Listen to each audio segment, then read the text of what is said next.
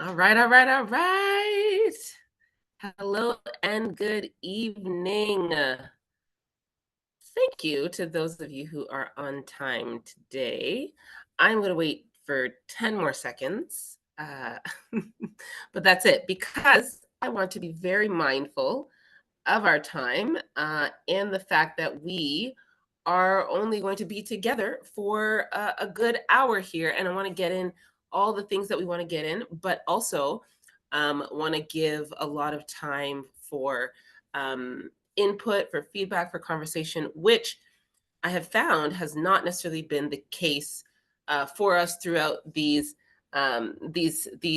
sessions. So I want to be able to provide for us a good foundation, and then also give us a good amount of time just to share and talk about our own personal experiences. So welcome, welcome, welcome to the relationship series season 2 episode number 3. We will be talking about fair fighting in the context of our relationships. Hi, I'm Genevieve.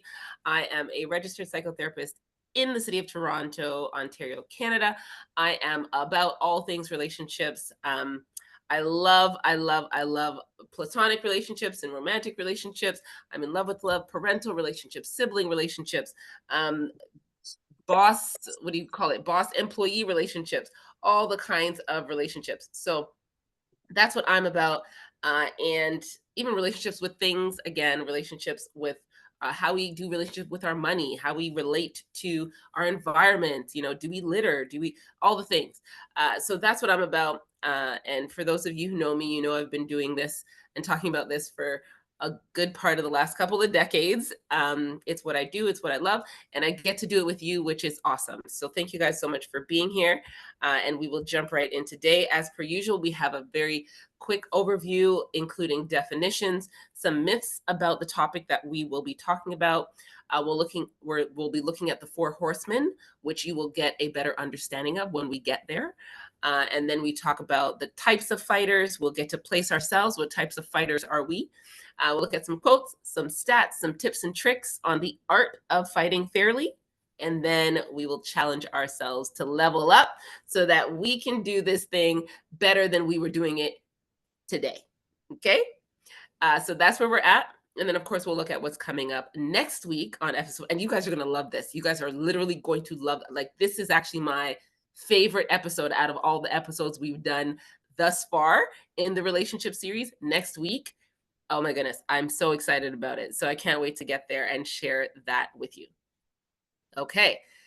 So let us start with some definitions. Fair fighting, okay? Very simple definition. A respectful, structured way of confronting each other, so yourself with someone else or a group, on issues that are causing open or hidden conflict. Okay, so we know when there's conflict, it's internal conflict, it's external conflict. There's issues with accomplishing something that you both set out to do. There's difficulty working together, finishing the project, or it just internally creates angst, pain, hurt, frustration, all the things. Okay, so all those can be qualified as conflict. And then it is also a method for handling and resolving the differences of opinion that inevitably occur. We are not all the same. There are going to be times when we do not agree. We have different opinions. And sometimes when we need to come up with a plan to move forward because it's important for our opinions to match in that case. Okay. When it comes to romantic relationships, we don't always have to agree. We know that to move forward. But when it comes to something like, hey, I want the kids to be homeschooled and you want the kids to go to private school, or you want the kids to go to public school, right? We have to come to some kind of resolution, some kind of decision, because the children them have to go to school. Okay. So we have to figure out something, even though we have a difference of opinion on the matter. Okay. So conflict can arise, of course, whenever people, we're talking about all peoples, right?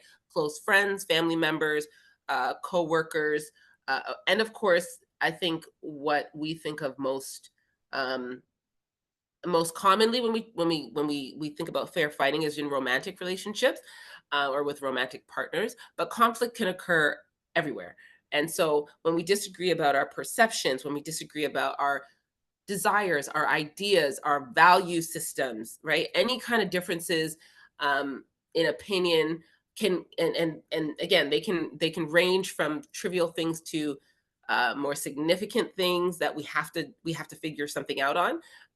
But at the end of the day, the content of the disagreement or the conflict often stirs up those intense emotions, those strong feelings of like hurt or rejection or fear or anger or whatever the case might be. So we want to look at what's present in the midst of the fight.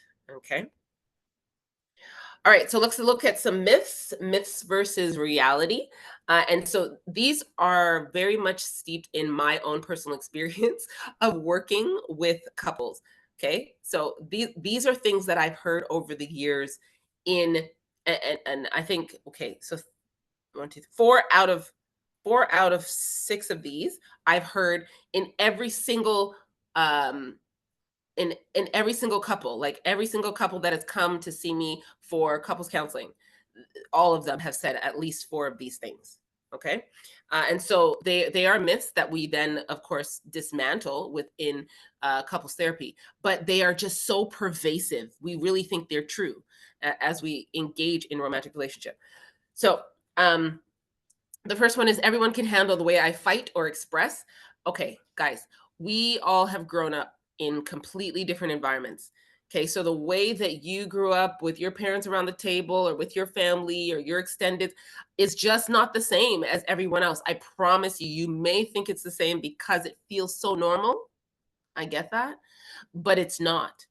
It's not, and I think we have to begin to wrap our minds around that as we decide to express ourselves in those similar ways and simply expect for everyone to be able to handle it, right? So you come from a family that was loud and everybody was teasing one another and everybody was throwing words and you have 16 brothers and sisters and okay, but the person that you're talking to was an only child and they just didn't have that same experience, so they can't they're not the computation, they're not computing. Okay, so we have to really start to wrap our minds around the fact that everybody's not like us, and it sounds so obvious, but it's actually not when our emotions are at stake. Okay, so when our emotions are at stake, we all, okay, I don't know if I've ever done the brain analogy for you guys, but this is our brain, this is like the external part of our brain, this is like in the middle. In the middle is like our feeling brain. This is like our thinking brain. And when we are feeling intense things, our thinking brain literally goes offline. Like it's no longer present. That's why we have to wait. I think it's 90 seconds. If we count to 90, there's a science to this thing. There's if we count to 90, it gives our thinking brain a chance to get back online. So then we begin to think logically again.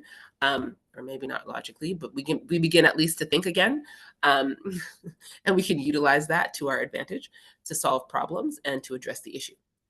So everyone cannot handle the way that you fight or express. Okay, the other person knows why I'm upset, or they should. I put hashtag stop this. Well, he should know. Well, she should know, sweetheart. If you don't if you don't tell them, um, they don't know. They don't know. If you don't use your words to articulate what is going on, they don't know, and they can guess. They can be like, oh, that person, that person's upset, they're not pleased, but they don't know what you're mad about, what you're not pleased about. They just don't know. So we need to stop this. We need to get to the place where we grow up, where we mature, and we use our words to communicate to one another, especially if we're in relationship with these people. These are people that we care about, people that we love. Why wouldn't we want to say the words that are necessary to clear the air? Why?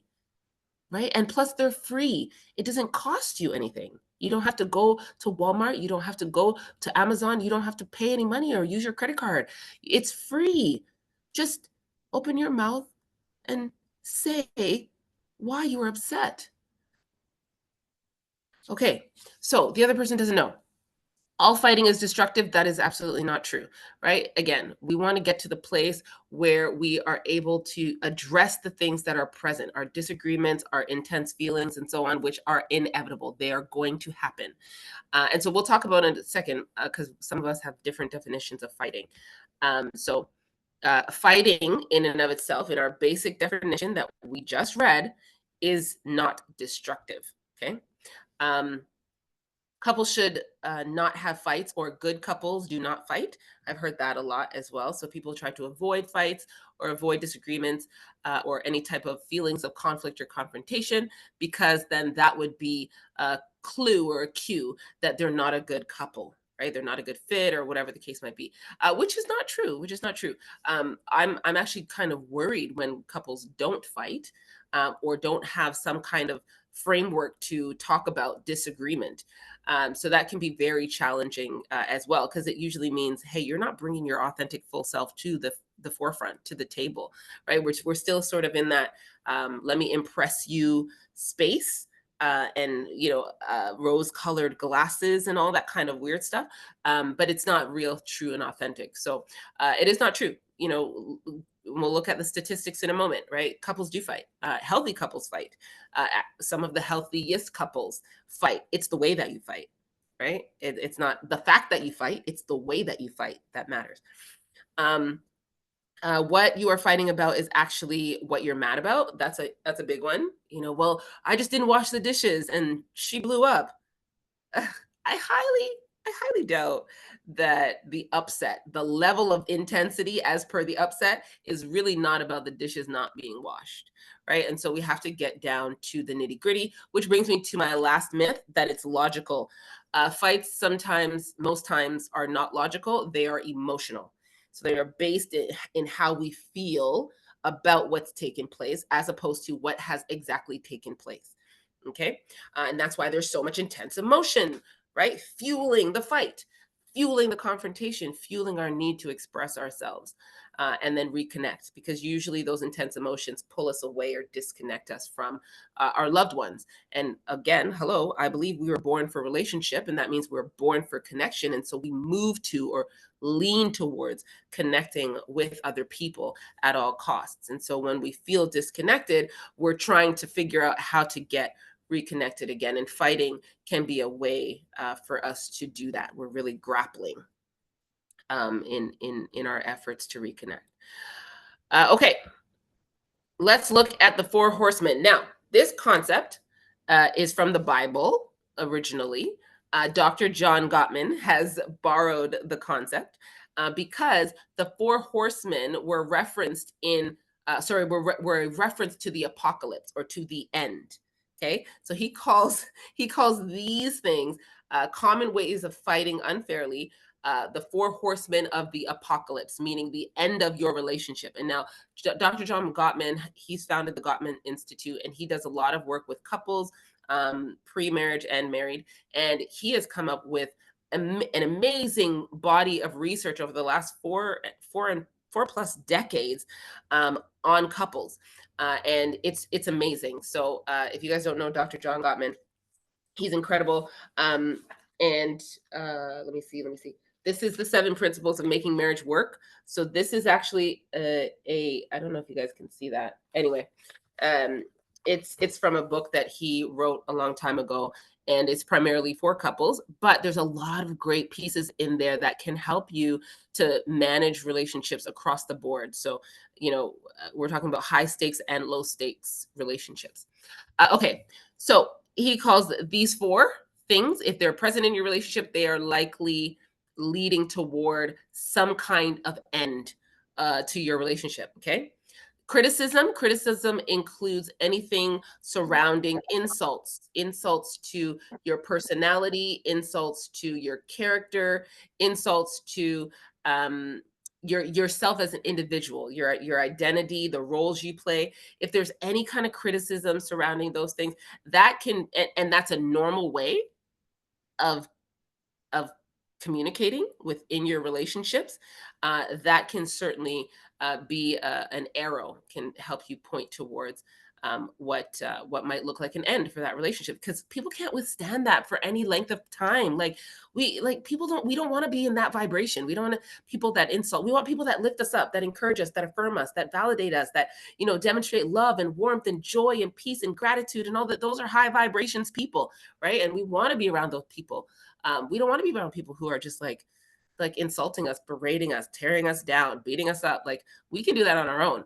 You know what I mean? And most of us do, unfortunately. But we don't want to be in relationship, especially in deep, long-term connected relationship with people that are constantly criticizing. And in a marriage situation, my goodness, this is a relationship killer.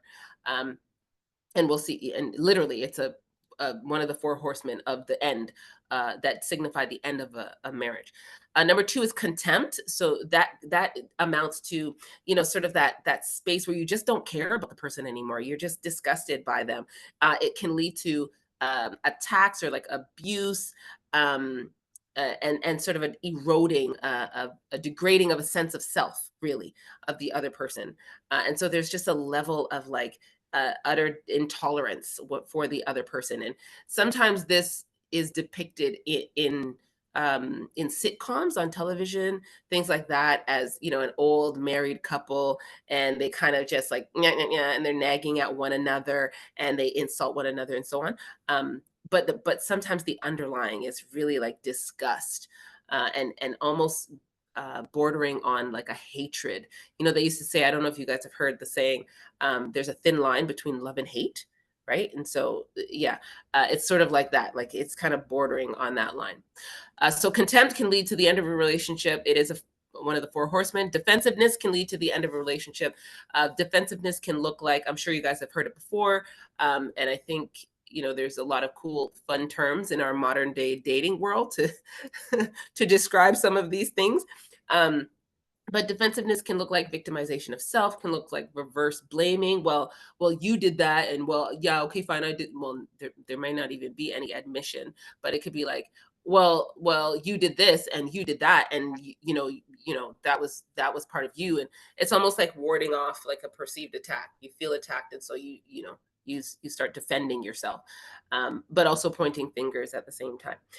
Stonewalling is also another horseman, identified by Dr. John Gottman, and it looks like withdrawing.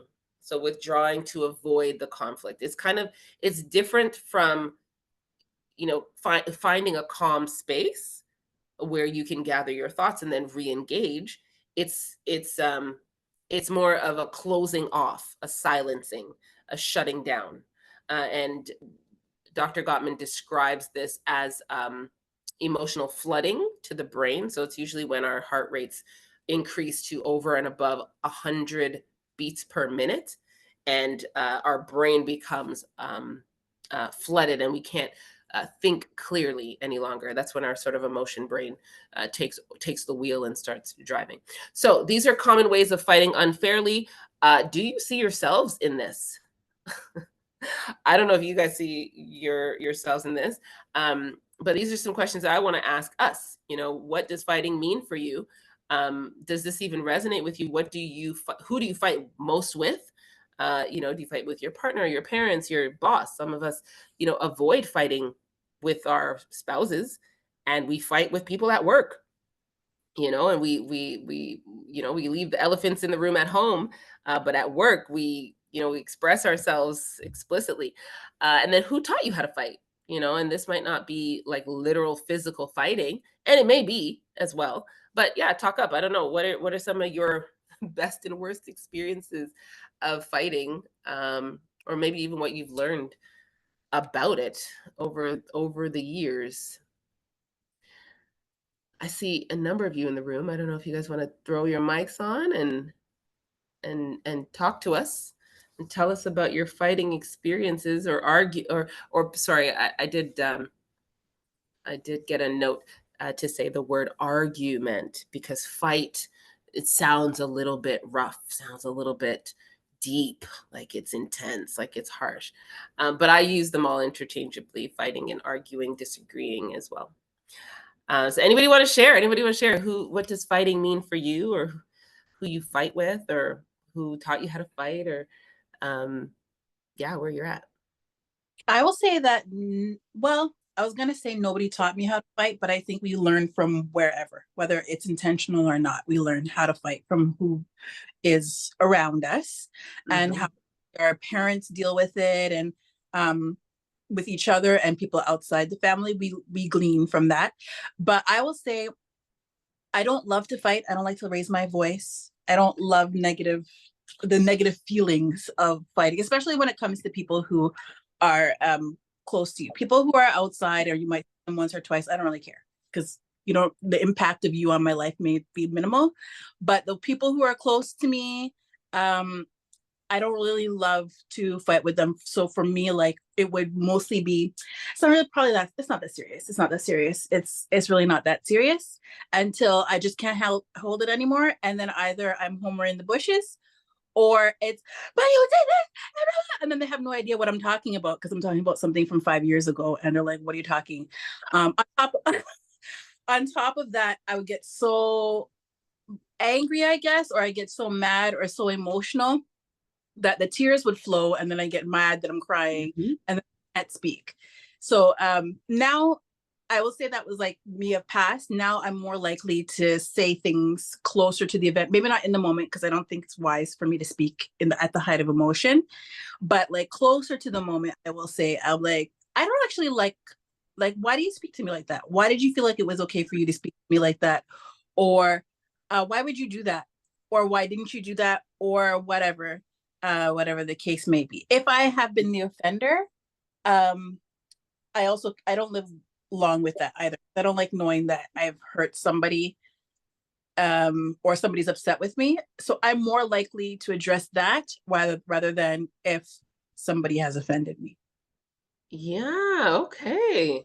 And yeah, that's interesting because sometimes, yeah, we are on the receiving end and on the perpetuating end. Um, and that's interesting. You would normally sort of move into that space to resolve when you are the perpetrator as opposed to when you are the receiver or something like that. But no, that's great. Thank you so much for sharing. And you have identified so many different types of fighting in that scenario that we do lean into. Um, and you're right. Like we, well, I don't know. I mean, we don't normally fight well, I should say, with people that are really close to us. It is easier to fight with people that are not close to us. It's so much easier. People go to the bar and they start fighting people that they don't know in the bar. You think that's pent up energy because of the person that they just sat beside? They don't know that person. They have zero stakes in that person or in that relationship. They don't care.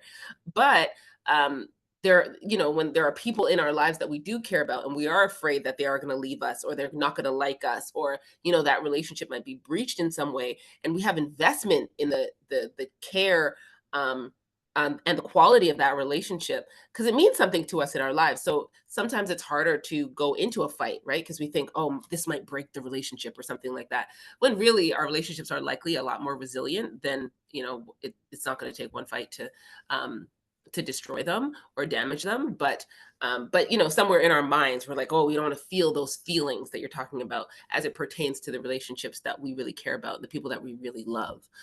So yeah, definitely that makes sense. I mean, and even on the avoiding tip, I think I probably the worst fight of my life I ever had, that it probably lasted like 5 years and the person didn't even know that I was mad at them. So you know it takes it takes learning and growth at the same time, um, to even get up the nerve to confront or to move into what we would describe here as a fight, when there is conflict. So yeah, thank you for sharing that. Anyone else want to talk about their fighting experience or where they learned to fight, or I don't know.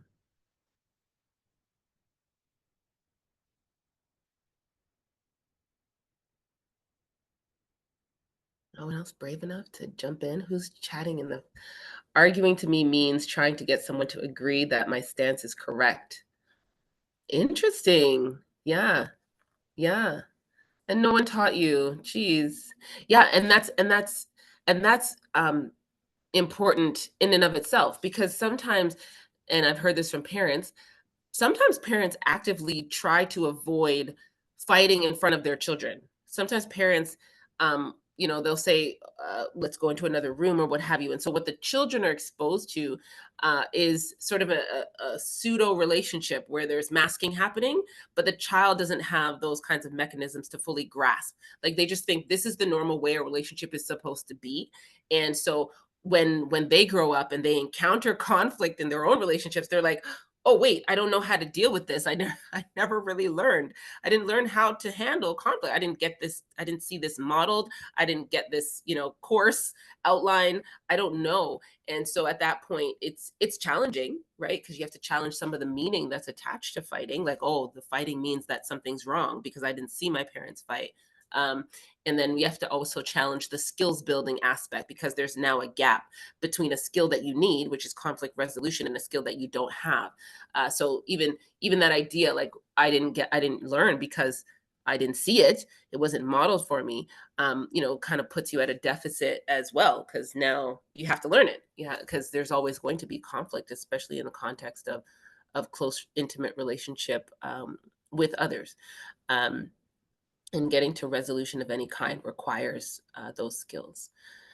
So yeah, thank you so much for sharing that as well. I used to counsel a couple where they both were in this interesting dance with one another, where they would subconsciously and sometimes consciously pick fights with one another just so that they could walk through the confrontation, the conflict resolution, and then get to the making up because they really enjoyed making up. So it was really interesting. They walked through this very like volatile type of relationship because they were both very much invested in the makeup part of the conflict resolution. Um, and it was really it became very destructive after a time. But of course, once they realized what was happening, they were able to find joy in some of the makeup experience outside of walking through the conflict. I tell you, we are interesting beings. We are so interesting. Okay, what kind of fighter are you? That is a question. I heard someone say they were an avoider. Find you in the bushes, an avoider and a runner. Um, Avoiders and runners, of course, they avoid and they run away from conflict. And so everything is always okay. Or it's fine, it's okay. It's not that big of a deal. We're minimizing.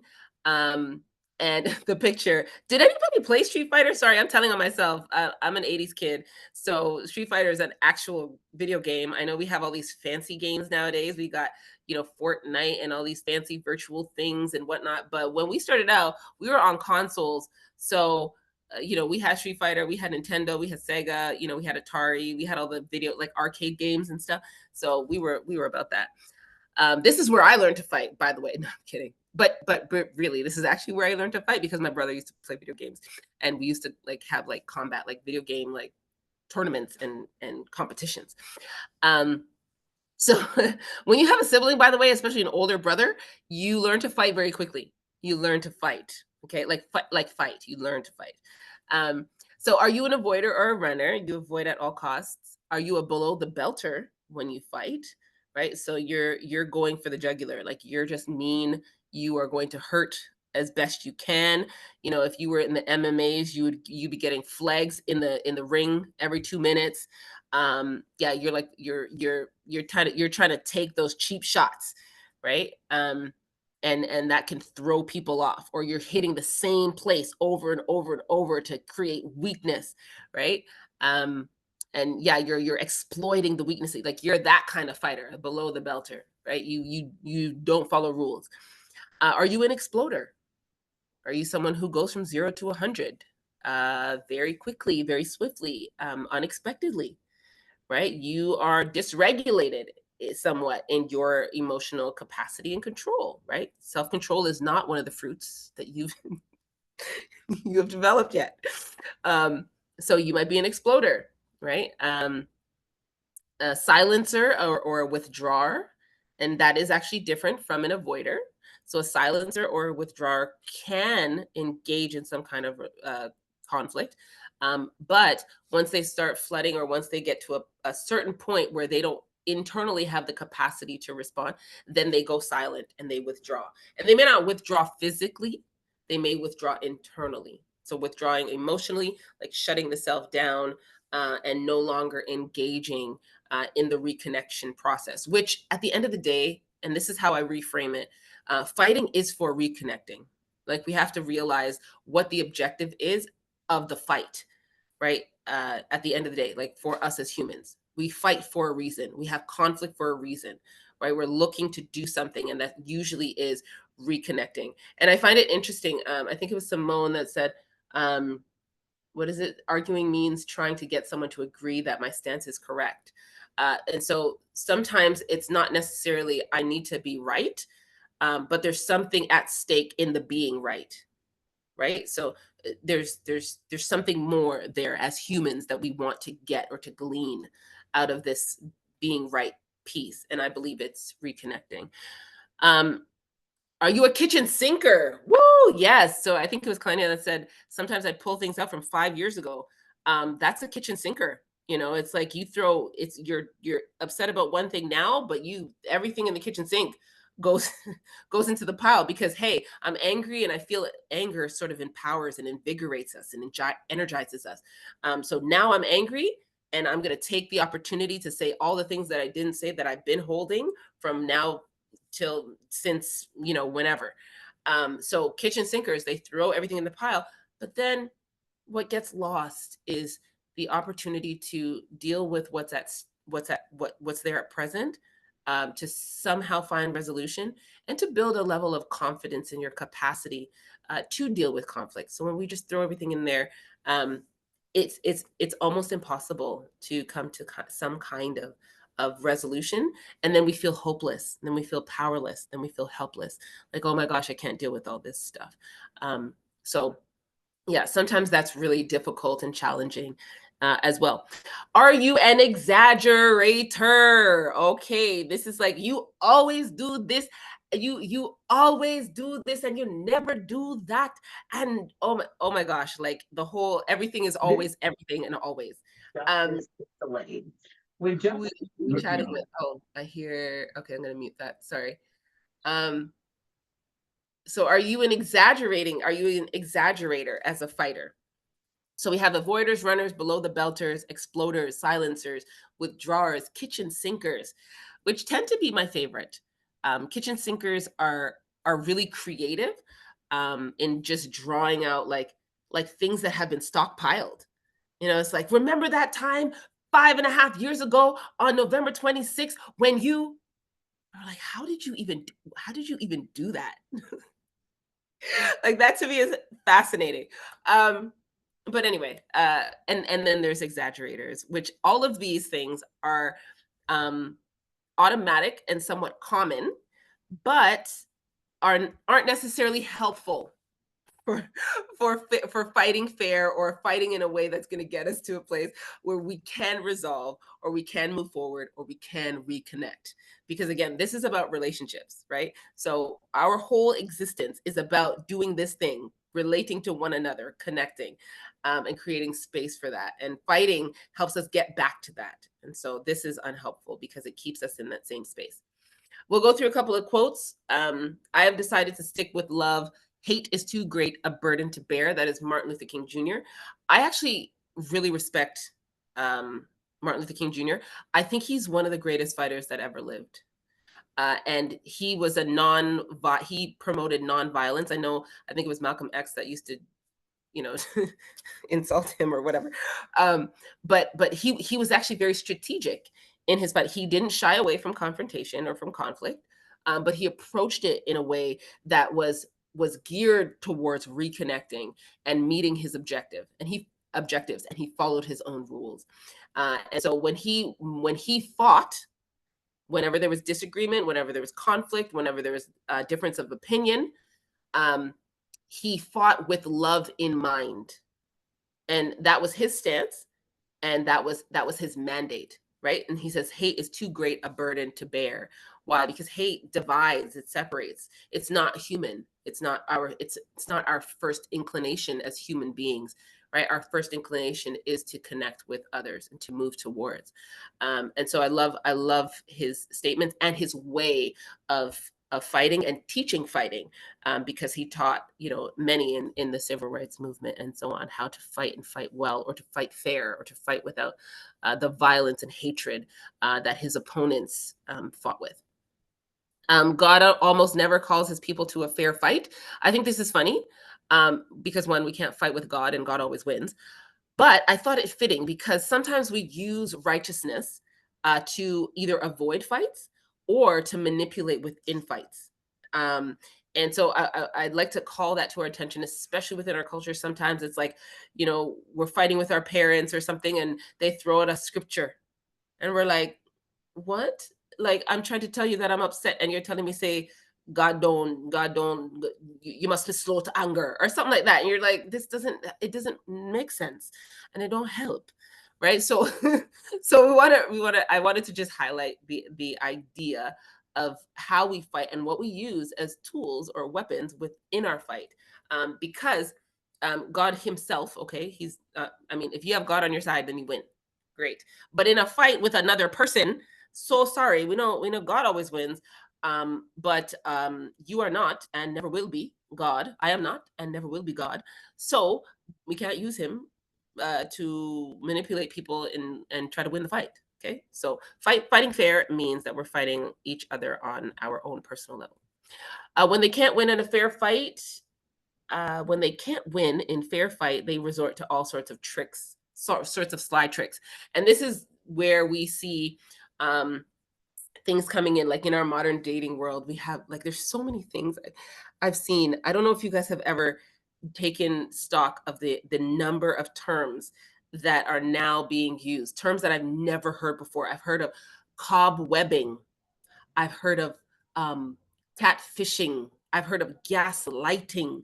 I've heard of what's it, cockroaching? I think it's cockroaching or something. There's a new term, but these are all basically basically things that we use to manipulate our relationships, and sometimes to elicit conflict, to avoid conflict. Ghosting is one. Like, this is like the big thing now, to avoid any kind of conversation, to avoid any kind of accountability, to avoid any kind of, like, responsibility, respect, regard in the types of relationships that we're building. Like, you just, oh well, I don't like that they bothered me, and I'm just gonna ghost them. What? Uh, Guys, the things that we are condoning and that is just normal nowadays, I can't even. But either way, they're just not conducive to helping us grow, one, in a mature way, but two, in a healthy, connected, and relational way with our fellow human beings. Like, I don't know, have you guys heard of these terms, or am I like, I don't know, maybe these terms have these things have happened to you or not happened to you. Um, but I just find them incredibly amazing. So these to me are indicative of sly tricks in relationships. All right, so let's jump forward, and then I want you guys to jump in with your own sort of relational ideas. Relationship benefits. Expression is freedom. So when you get to express yourself, Kalenia says, I have heard of them. Awesome. When you get to express yourself, there's a level of freedom that comes because you're no longer holding on to things. I saw this little meme the other day, and it was like holding things in. It hurts, and so we don't want to hold things in, right? That's not normal, natural, or helpful or healthy. Um, Relationship benefits. There's no more elephants in the room, so you don't have to pretend anymore, right? And so you can say, this is what's really going on. This is what I see. This is what's happening. Let's deal with it. And we cannot fix what we cannot see. We cannot change what we refuse to look at. And so relationship benefits include us being able to express ourselves, say the truth of what's going on, and then address it. And then this is what fighting does. Okay, so these are relationship benefits of fighting. Um, and then reality is always better than fantasy. I say that because um, when we deal with the reality of a situation, and really we give ourselves a chance to make it better rather than pretending it is good when it's really not. Right? It's like looking at a rotten apple that's shiny on the outside, or we turn it around to show the shiny part, but the other side is like full of worms.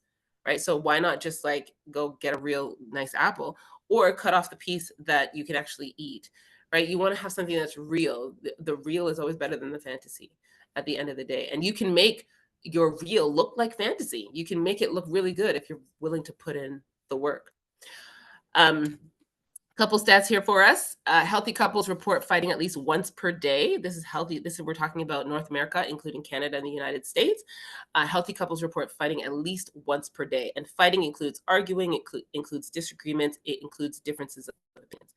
69% of problems in a relationship are unsolvable. You cannot solve them. You can resolve them.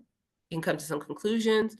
You can let them go. You can release them. You can accept them, but you can't solve them. And this is from research from the Gottman Institute, Dr. John Gottman. He has done extensive research on couples for over 40 years. And this is the statistic, like 69%. That's almost 70, but that's like a C. That's like a C grade, you know? So 69%. And I think that's important for us to understand, because we sometimes really want to solve things, and solving things means we get our way. Solving things means that we are right, whether if we are the parent, if we are the sibling, if we are the boss, if we are the spouse, if we are the friend, if we are the pastor, we get our way. We are right. That means situation solved, or the problem is solved, and it's just not the case. And that's why I say, well, what is it really that we're looking for as an objective when we are fighting, right? What does the combat mean for us? What are we really looking for? And then Gottman therapists predict the success of a relationship with 94% accuracy. Again, they've done extensive research and evaluating the 4 horsemen of the apocalypse. They've been able to predict divorce really with 94% accuracy, and they can predict it within 7 years of meeting with a couple. I think they do like 3 sessions or so, and all they do is evaluate their interactions. They evaluate their body language, they evaluate their speech, they evaluate their responses, they evaluate the inclusion of these 4 horsemen: criticism, contempt, defensiveness, and stonewalling in their relationship. And they can predict, they can be like, yeah, so based on what we found and what we've seen, we're predicting, yeah, they stay together, or nope, they don't stay together. It's very important for us to note that we are unique, but not that unique. And in relationships, some of these behaviors show up, and can and may not help or hinder us. All right, here's the tips and tricks part. So this is what you can take to the bank, and you can take 1 or 3 of them, but at the end of the day, they will help you. Okay.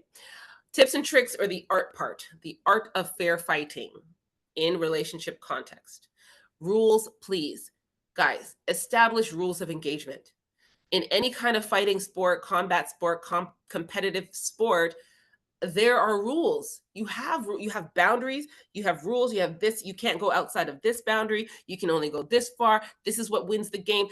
Have rules. And when you guys don't follow the rules, hey, we need to break and then revisit this space when we're both ready and willing and mature enough to follow the rules. Okay, we don't just come out here arms flailing and all, like people don't take what do you call those things, shanks into the MMA ring. Why? Because they have rules. Maybe in street fighting they ain't got no rules, but in the ring, the boxing ring, you have boxing gloves. You can't put rocks in your boxing gloves, right? Like there are rules. So come up with some rules. And if your relationships are that important to you, which they are, I promise you they're worth it. If you're willing to work at them, they will make your life better. Come up with some rules for your relationship, because it's important enough to do that. Take the time, right? Put in the effort. So rules, come up with rules, and then do the work. Okay, so do the work. You're expressing yourself. You're looking at how internally you are approaching the situation. Dr. Gottman calls this the soft startup. How are you engaging in this conflict? How are you expressing yourself? Do you even know why you're upset? Do you even Sometimes we don't even know why we're upset, but we're just like, you did this and you did that, and I just don't like when you do this, and we don't even know what's going on. We feel sense of like abandonment and rejection, and the other person is like, no, I wasn't, like, that's not even what was happening here, right? And so we want to do the work for ourselves because our relationships are worth it, right? We want to look internally, look at ourselves, and then come approach with that soft startup. Here's how I'm feeling. Here's what I'm thinking. Here's what's happening for me on my end. And then have an objective. Objective is, at the end of the day, I have my own objective. My own objective is to reconcile and to reconnect in relationship, right? So what is your objective? Do you want to win? Do you want to win, or do you want to be in a relationship? Right? Are you willing to forfeit your relationship because you want to feel like you won an argument? You got to really think about that at the end of the day. Breathe. So get calm before some people, they just feel something, they feel upset, and they just go in guns blazing, and they just start yelling and insulting, and they're just like, I don't know, but I mean, I think the point of you saying something is so that the other person will hear you. And when you go in like that, it makes it really difficult, nearly impossible for them to hear you. I mean, if somebody came at you like that, would you really want to hear them? No, you'd be like, shut up, go somewhere, go sit somewhere, right?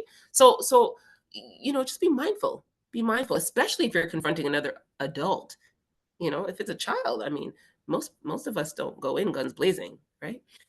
So breathe, get calm, talk about yourself, right? Very, very rarely do people feel attacked when you start talking about yourself.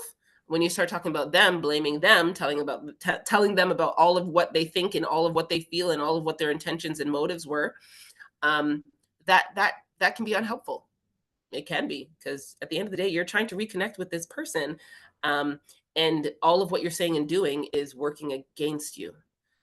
So get calm, get to a place where you do the work, figure out what it is you want to say, how it is you want to approach, and then talk about yourself. Be specific. This is not the time for the kitchen sink.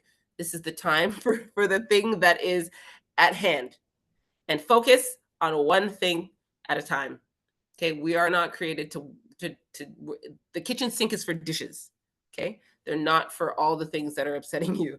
Okay, so focus in on one thing, resolve one thing, or get to a place where you guys can both be settled with one thing, and then move on to another thing. Okay, be nice.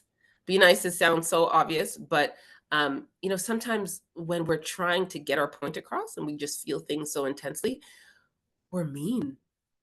And we can't unsay stuff, we can't unhear stuff, we can't undo the damage that words do. And so better to just shut your mouth and not say the words, so that you don't have to figure out or deal with the aftermath, the after effect, and the after impact of those words days, months, years down the line. Come on, guys, we're grown now, we can do this, right? And so just be nice and think about the fact that you actually like this person. Like, do you actually care about this person? And if you actually care about this person and how they feel, then why? Why would you use your words to destroy them or to hurt them? I get it, you feel hurt, but think about your personal objective, especially when you're going into confrontation. You're going into confrontation because you want reconnection, right? You want to clear the air, right? And so throwing ish into the air is not clearing the air. Okay, so we want to like really really determine within ourselves, like, I need to be nice here. I need to be firm, I need to be clear, I need to be assertive, for sure. I need to be honest, but I also need to be nice. Are you doing it in love? Do you really like this person? Do you care about how they feel? Right? And then do you want them to care about how you feel? I mean, guys, so be nice. Point thumbs, not fingers. They say when you're pointing your finger, there's three more pointing back at you. So I say, just point at yourself. Right? Here's where I'm at. Here's what I'm thinking. Here's what I'm feeling. Here's what I'm bringing to the table at this point. Point thumbs, not fingers, because yeah, fingers don't help to get us to the place where we can reconnect. And then when all else fails, my goodness, well, call a therapist or a coach, and get y'all some help. Whether it's you with your mom or your dad, your sister, your brother, your boss, your colleague, whoever the relationship is with, and there's fighting or there's whatnots, disagreement happening, and you can't come to resolution, get somebody to help you, find a mediator. Because at the end of the day, the relationship is worth saving. I thought these were funny, so I'll just throw them back at you, but I'm done. Don't fight in public. I heard these are the 10 rules for fighting fair. Don't fight in public. Don't go to bed angry. Let me disclaimer here. I don't agree with all these. I just thought they were cute because I've heard them so much. Don't fight in public. Don't go to bed angry. Have a cooling off time. Eliminate always and never, which we talked about. Seek a resolution over a compromise. Don't drink. This is like alcohol in the mix is probably not helpful for getting you to a resolved place when it comes to fighting or disagreements. Okay. Hold hands and remind each other you're on the same team. I actually saw a pastor. He said they have a ritual, him and his wife, when they start escalating in a confrontation, they both hit the ground. So they both lie down, face down on the ground on their stomachs, and then they try to have a conversation from there. But it's always so funny that they just end up laughing, and they're able to de-escalate from that point. Don't vent to your mom, best friend, or Facebook. Hey, pray about it more than you talk about it. And then establish your own rules for fighting fair. So we've talked about a few of these, and this was fair fighting, and this had to do with a more romantic relationship, but we broadened it to include all of our relationships. So here we go, guys. This is your ACT challenge, and that we do every week. I challenge you to take something that you've learned and act on it. Okay. ACT means apply it, right? So something you've heard today, just apply it. Apply it to your life. Apply it to your fights, your confrontation.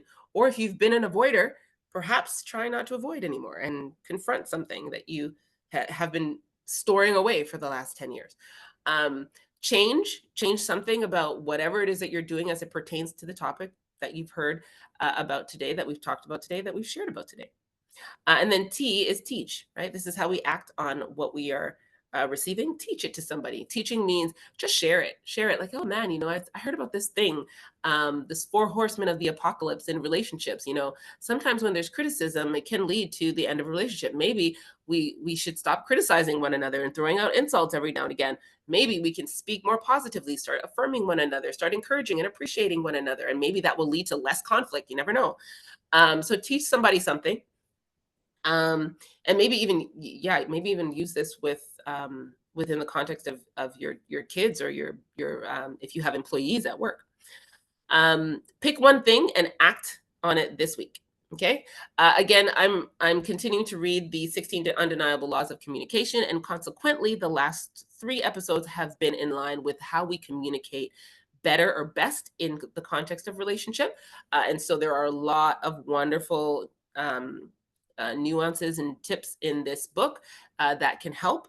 And I will be doing a mastermind on this book starting next year, just to glean and really mine for some of the gold nuggets that are in here that can make our relationships better. And if we're created for relationships, then why not want to do the best in them? Why not want to win at what we were created to do? I don't know. I feel like that's a thing. The 15 invaluable laws of growth, we're still doing masterminds on those, still doing training sessions on those. The surveys there, if you guys want to sign up, you can log that, take that down, or send me a quick email or a text or what have you, and I'll get you guys into a lunch and learn or a training group. And we will grow, y'all. Like this, we're creating personal growth plans. If you don't have a personal growth plan, you need one. We're not going to just grow. We need to grow intentionally. So that's in the works as well. And then, of course, for any of the replays of our relationship series, you can download the Mentaverse app. Mentaverse, like mental universe, everything that goes on in our minds. Mentaverse. That is available on Google as well as Apple.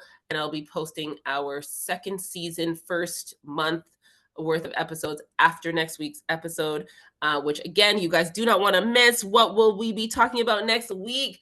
We're talking about relationship DNA. Okay, we're talking about the essence, the crux, the nitty gritty, the stuff on the inside of relationships that make them what they are. What is the makeup, the genetic makeup of relationships. Oh my goodness, guys, this is going to be awesome. I'm super excited about this one. So join in next week. We're here next week, Wednesday at 7 p.m. and every Wednesday at 7 p.m. until the end of October. And that will be season 2. And then season 3 will be starting 2 months from then. In January of 2024. So look out for that as well. But tonight we are done. If you guys have any questions or feedback or comments, you can always jump in. Thank you for those of you who jumped in earlier, who just wanted to share your comments and your experiences. Always open to that and welcoming of that. I don't know how was this for you guys tonight? You guys were kind of quiet in the room. And kind of quiet in the chat as well. But yeah, how was this for you guys? How'd you guys enjoy? I see chat items, clapping. Okay, we got claps.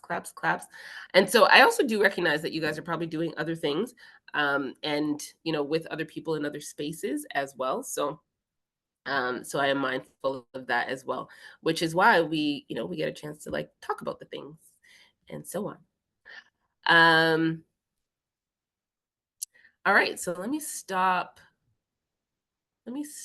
sharing.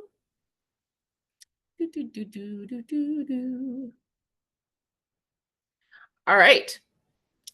So we are done for tonight. I don't know if you guys hold on, let me just turn this off.